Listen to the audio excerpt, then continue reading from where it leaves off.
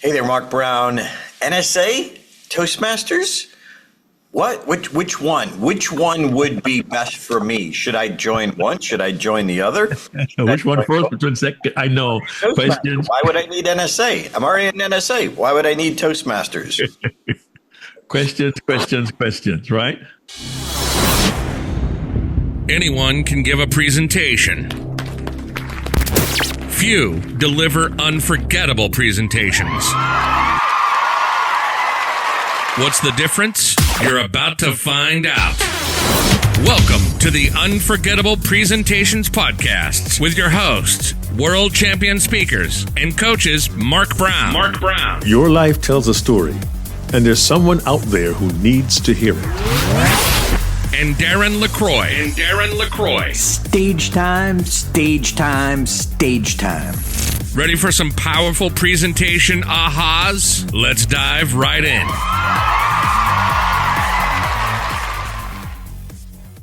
All right, Mark Brown, welcome. we just went through a Toastmasters convention, an NSA convention, and for a long time, since 2002, there hasn't been that symbiotic relationship, my friend. Relationship.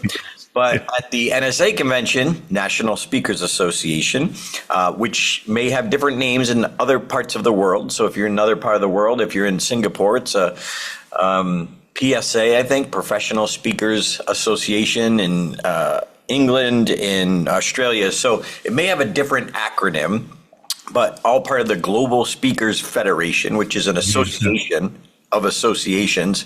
But in the United States, we call it NSA, the National Speakers Association, and Toastmasters. So at the NSA convention, there was a Toastmaster booth, and you and I were there with Amy from Toastmasters. That was super cool. And then over to Toastmasters, there was an NSA booth where we were there hanging out with Maureen and another staff member from NSA, escaping me at the moment. But anyway, we get this question a lot. And you and I did some plugging for both why NSA members should be Toastmasters and why Toastmasters should be NSA members. So, Mark, I'll let you start things off.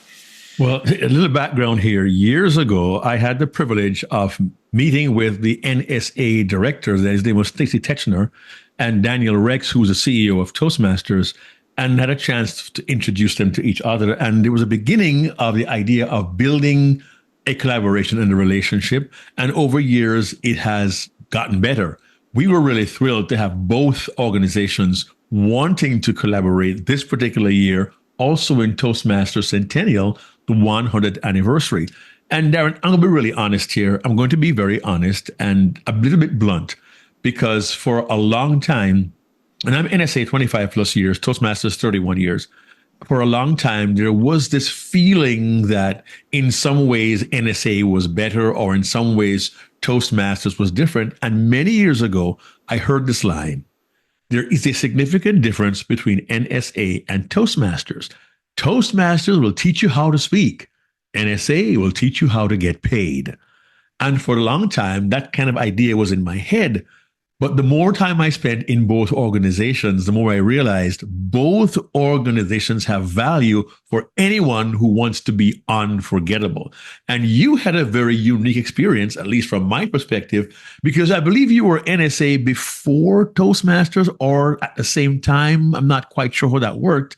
But when I met you in 2001, you had already been to NSA before that, right? Yeah, I don't remember which came first, the chicken or the egg. Sorry. But I had both in the same year because I saw the value in what I needed. So I love this. I heard it from Mike Rayburn, but I think it originated with someone else, it's escaping me. But longtime phrase in the NSA world is, if you're not getting paid what you want as often as you want, the problem is your speech. It could also be your marketing materials, but a lot of, this is just our opinion. So Mark and I are members of both. You may have a different opinion, you may have a different experience. But what I've found, Mark, whenever I speak to NSA chapters around the globe, literally, I always make sure they understand the value of Toastmasters. Because if you're not getting paid what you want as often as you want, the problem is your speech. I suggest you need a coach, but even with a coach, you need a place to work on stories, to get some feedback and see how it's resonating with people, real life people. So Toastmasters gave me a place to make mistakes. But even to this day, still, you and I are still members of both. Yes. I use Toastmasters as a place where I work on new material. I was in the NSA Last Story Standing competition this year. Why? Because I was working on a new story. Right. But I really want to prove to people and let NSAers know, even if they've been around a long time, that, maybe we need some help. Maybe we do, now look, I'm going to be blunt here. I get it. There are some Toastmasters who are not great presenters. That's why they're there. They're there to improve. So you can't judge all of them by a couple of them. That's true. Even in NSA, I've seen a lot of NSA people who aren't that good, and that's okay. I wasn't that good when I showed up either. So if you're in Toastmasters and you want to get paid to speak, NSA is a great option to learn that. We can't try and figure it out ourselves. We can't have that dream and wonder. A dream isn't something you wish for. A dream is something you work for. But are you doing the right work? That's the question. Are you doing the right work? Especially if you're like me and still have a day job when you're getting started. Well, I had a day job, so I had limited time because I was still paying my bills. So what do I do with that limited time? Toastmasters has weekly meetings, sometimes bi-weekly meetings. Yeah. But look, if you're serious about the skill in the business, why aren't you working on the skill? If you are working on the skill, perfect. Keep going. But we need that practice audience. Let's say a low stakes presentation, because you don't want to be doing your brand new stories in front of a paid audience until you work out the kinks, until you get feedback, until you see how the audience reacts, until that story elicits emotion. But you're never going to learn the business side of it from people who aren't getting paid in the business. To me, it goes back to that Jim Rohn quote, you are the average of the 5 people you spend the most time with. So if you're the average of the 5 people you spend the most time with, who are you spending time with? And are 3 of those 5 people who are going to stretch you, people who are going to call you out on your stuff, people who are going to encourage you because they know the right encouragement. You can get encouraged from well-meaning people who have zero experience. It doesn't mean the same as someone who is where you want to be. I have mentors in both worlds. Yep. And they were critical. They were critical because if it wasn't for Dave McElhaney, my first coach, I wouldn't have met you. Well, I might have met you, but I wouldn't have had the confidence to walk up to you and ask you to help me. Wow. It was critical to that. So I'm blabbering a lot. Well, no, you're sharing truth from your experience. I went to my first Toastmasters meeting in December of 1992, over 3 decades ago, at the time of this recording, of course. And I remember when I went, I didn't know much about the organization. It was a chance to learn to speak better. That's wonderful. But over time, I was in a corporate open club. Those NSAers who may not know what that means, Toastmasters clubs are often very often community clubs, and sometimes there are corporate clubs. I had a corporate club at Reader's Digest in Pleasantville, New York. And corporate clubs are very often closed and are only for employees. We had a corporate open club, which means people in our community could come to our meetings and participate as regular members and even take office. Why do I say that? We had individuals coming into our club from various backgrounds. There was Cynthia, who had written a book, and she was going to go on a book tour, and she wanted to prepare herself to be better on a book tour for media, short-term questions, short interviews, and also to read part of her book and to answer questions maybe at a local library. I hadn't been familiar with any of that. I didn't know that world existed at all. But she was able to come to our Toastmasters meetings and prepare herself for the environment of being in a professional world as an author That never occurred to me. In addition, we had one individual who was a college professor who would bring their technical presentations to our meetings and deliver 7 to 10 minutes of the opening part of their college lecture for us to hear what it was like and assume the role of university students in their classroom. Those were wonderful ways for them to acquire the skills they needed with a live human audience that was very receptive, along with evaluators whose job it was to let them know what they did well and offer advice and suggestions in a very friendly environment for them to improve their presentations.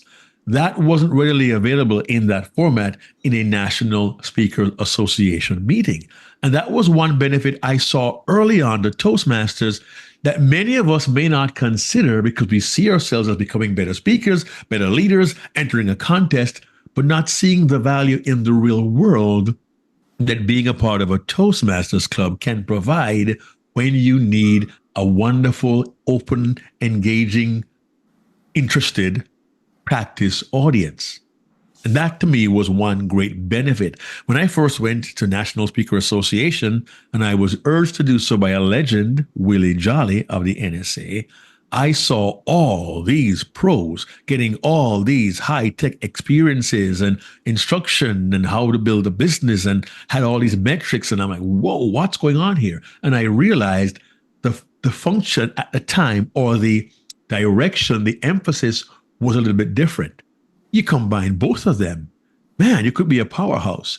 But we don't need, I would encourage everyone who's hearing this, who may not be familiar with either organization, to not jump to any quick conclusions. Check them out, see what's there, and find out where the value is. And there's one small point I want to make also.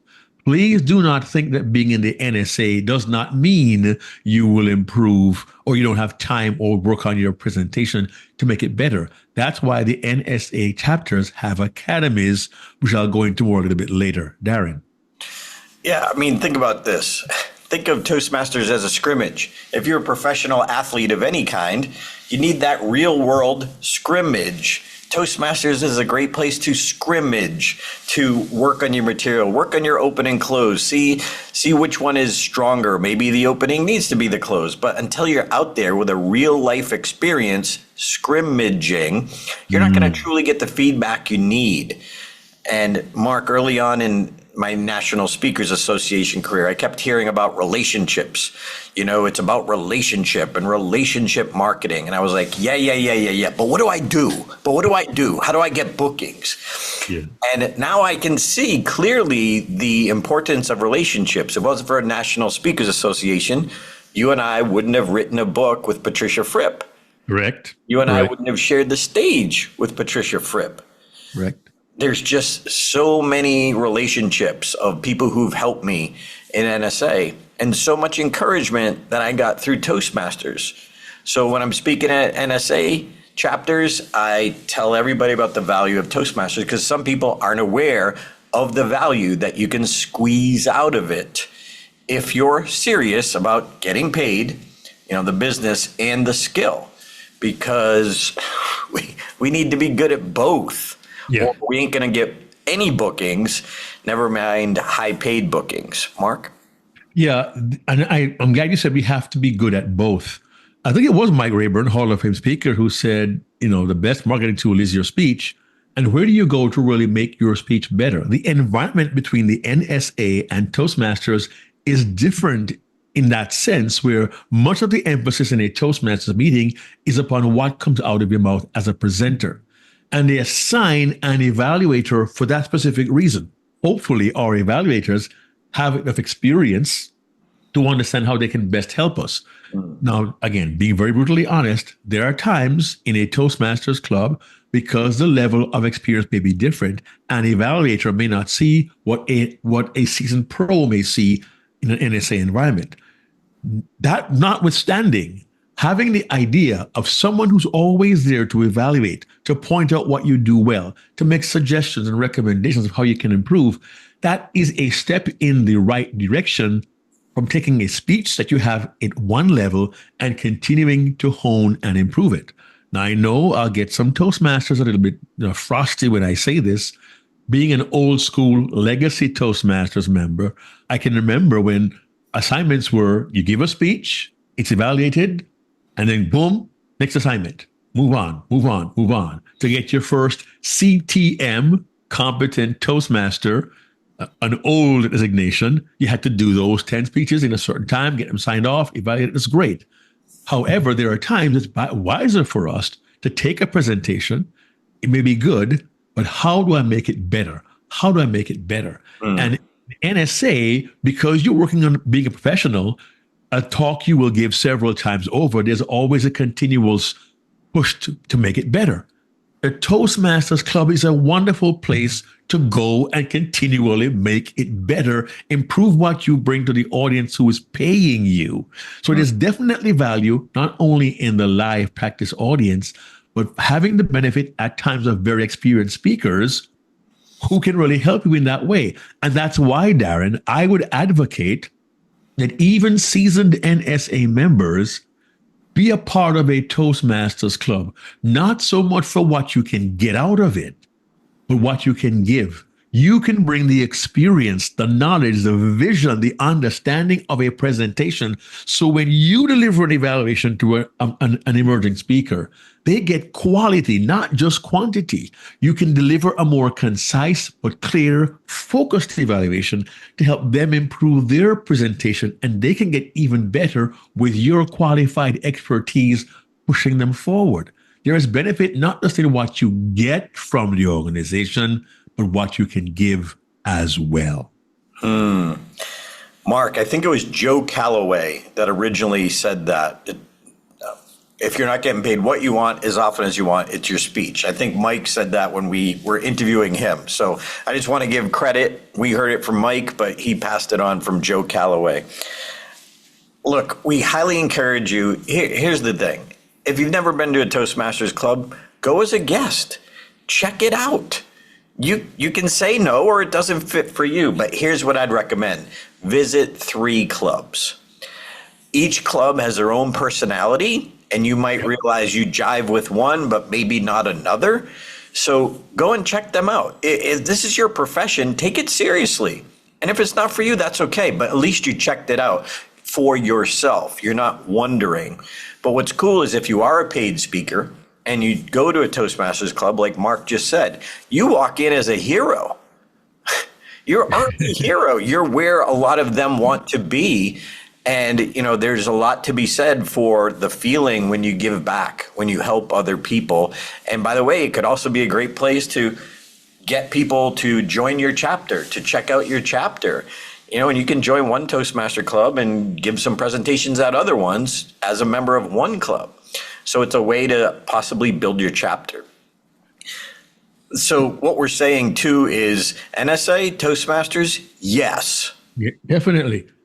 And Darren, you mentioned about chapters. What you will find is there are proportionally more Toastmasters clubs available to you than there would be NSA chapters. NSA chapters generally are based upon a state or several states, depending on the state size, or regions within states. Like you have NSA Central Florida. We have NSA Georgia.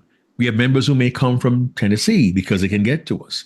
I had a call yesterday with NSA Kentucky, and they serve a couple of other states as well because of their proximity. You may have a Toastmasters club. You may have 4 or 5 Toastmasters clubs in the same city. And there are even corporations that have different clubs within the corporation. So there are physically more Toastmasters clubs to be available to you. And there may be one NSA chapter within 100 miles of you. It doesn't mean, well, they're far away, I can't go. My NSA chapter, Georgia chapter, is an hour and a half to 2 hours drive from me on a Saturday when I go up, or a Thursday in good traffic going into Atlanta from where I live, 100 miles away. This happens, but that's my chapter. And the chapters I mentioned earlier, the chapters also have, for those who are emerging, who want to learn the speaking and the business, NSA Speaker Academies. That's an investment for the member, but they go through a prescribed program with a cohort of other Academy members, a prescribed program over a period of time, at which time they kind of graduate with a showcase. and everyone gets to hear what they've worked on for several months. A part of the Academy program is also the business of speaking, how you write an introduction, a business plan. What will you do going forward? What tools are you going to need? So the NSA certainly provides more in terms of the professionalism, but to combine, it's a double blessing to have both the NSA membership and the Toastmasters membership. Both organizations have international conventions or national convention influence for NSA, and of course the annual Toastmasters convention. And there are ways to meet other professionals, other speakers.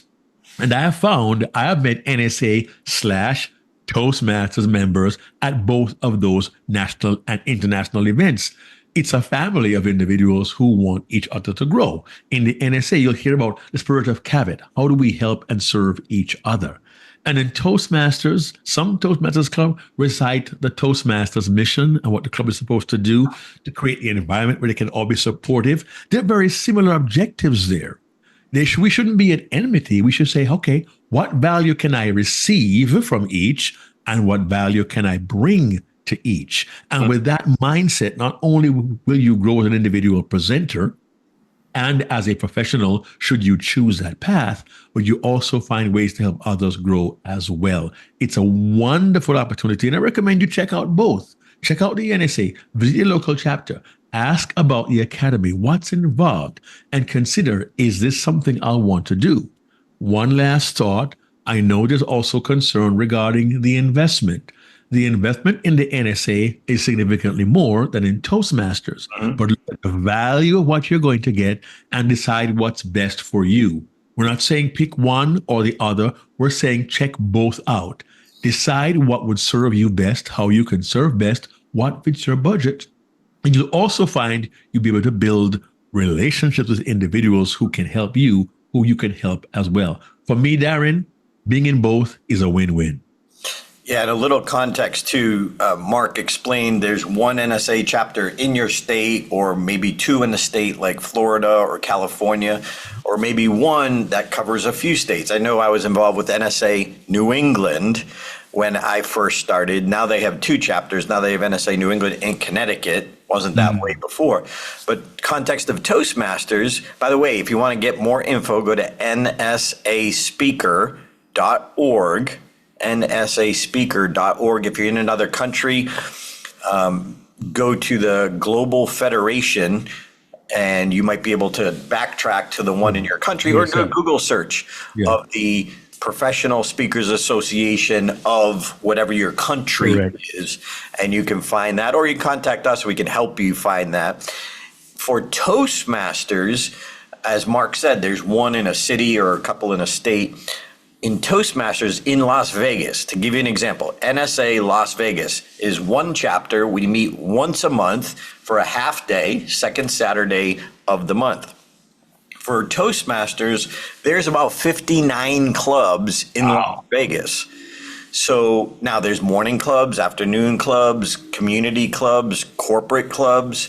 But if you go to Toastmasters.org, you'll see a button that says find a club near you, and you can put in your zip code and it will help you find them. And then you can sort by day of the week based on your schedule. But highly recommend, again, check out 3 clubs. Even if you don't join, just go as a guest, see what you think, see if this would help you grow. We believe it will. So NSA or Toastmasters, yes. We hope you check them out. By the way, Mark and I are just doing this because it's the right thing to do. We get nothing for this.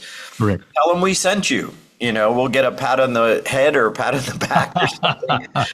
But this is our experience. If you've been around us, if you listen to us, you know we just share our experience from our heart, and we love what we get to do and want to help others do the same. Final thoughts, Mark? Yeah. NSA? Question mark. Toastmasters? Question mark. Again, for me, it's both. But do yourself a favor. Check both out and see what value you can receive, what value you can bring, and be unforgettable. See you next week. Hey there, this is Darren LaCroix. Thanks for checking out this podcast episode on YouTube. If you want all of them, not every one is on YouTube, check out your favorite podcast platform so you don't miss an episode. Keep being a sponge so you can be unforgettable. Check out StagetimeUniversity.com, where good presenters become unforgettable.